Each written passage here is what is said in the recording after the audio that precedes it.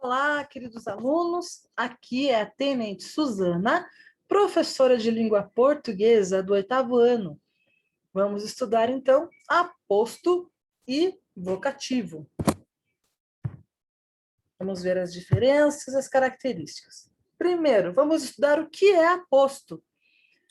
Aposto é o termo que amplia, explica, desenvolve, resume o conteúdo de outro termo da oração, que pode desempenhar qualquer função sintática. Então, sintaticamente, o aposto equivale ao termo ao qual ele se relaciona. Por exemplo, nossa terra, o Brasil, carece de políticas sociais sérias. Então, a gente tem aqui o aposto o Brasil em vermelho, que está se referindo à terra. Então, aqui ele está especificando qual terra que eu estou falando, né? Então, o Brasil é o aposto. O aposto pode estar destacado entre vírgulas, vírgula e travessão, ou entre travessões. O aposto é uma função substantiva da oração, tendo como núcleo um substantivo, ou palavras e orações com função substantiva. Classifica-se de acordo com a relação de sentido que estabelece com o termo a que ele se refere. Exemplos: Alto da Compadecida, o livro de Ariano Suassuna, será cobrado na prova. Então, a gente tem aqui o aposto o livro de Ariano Suassuna, que está explicando qual livro é esse, que é o Alto da Compadecida, que está em azul. É um aposto explicativo, ou seja, ele explica o termo anterior.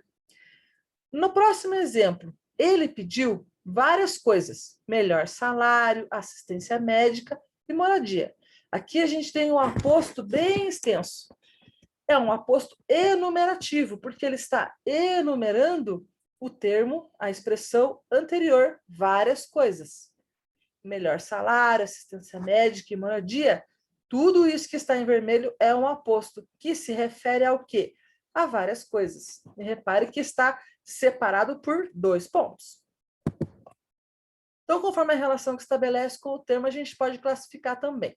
Olha só o exemplo: vida digna, cidadania plena, igualdade, tudo isso é importante. Tudo isso é o aposto, e ele é um aposto recapitulativo. Por quê? Porque ele vai recapitular tudo aquilo que foi dito antes. Vida digna, cidadania plena, igualdade. Ele retoma e resume tudo o que foi dito antes. Então, tudo isso é um aposto. No próximo exemplo, o escritor Ariano Suassuna é um excelente dramaturgo.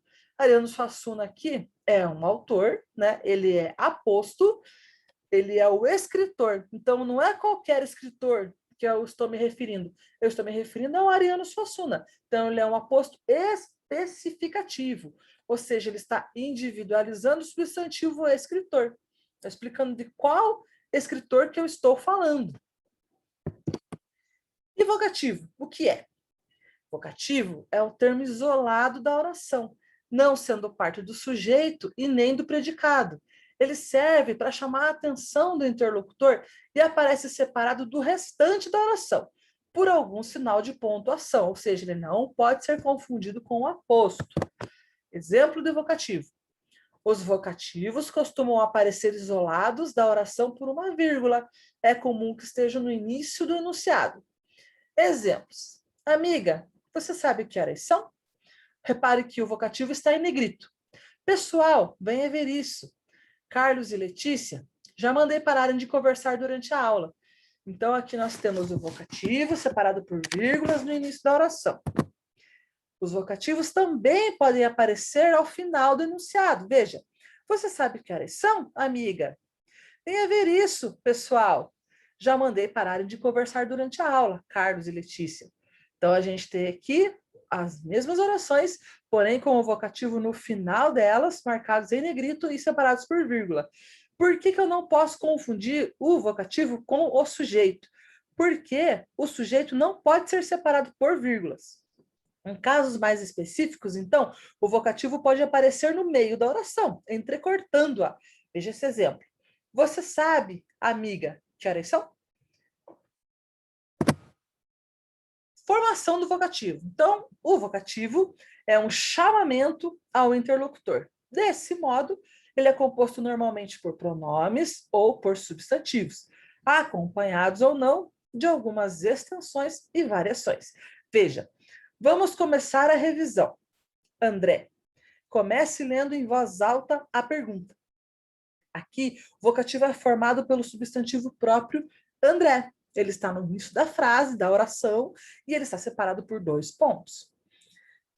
Repare, aqui eu tenho 2 frases, né? Uma frase e uma oração. Primeira frase, você, exclamação, pronto. E a segunda é uma oração, porque tem verbo. Venha cá. Aqui eu tenho um vocativo formado pelo pronome você. Terceiro exemplo, meu povo, vamos à praia amanhã? Aqui, o vocativo é formado pelo pronome meu e pelo substantivo povo. E por último eu tenho, ó natureza do mundo, quão bela és tu. Repare que aqui o vocativo é formado pela interjeição ó pelo substantivo natureza e pela locução adjetiva do mundo. Então, a gente sabe que vocativo não é só o nome de uma pessoa ou está se referindo a alguém. Aqui a gente tem uma coisa, né, que é a natureza. Ó, a natureza do mundo. Estou conversando com essa instituição natureza, né, vamos chamar de instituição. Quão bela és tu? O vocativo, então, não se refere apenas a pessoas. Então, vamos colocar aqui sobre pontuação e vocativo. Quão importante é a pontuação no vocativo?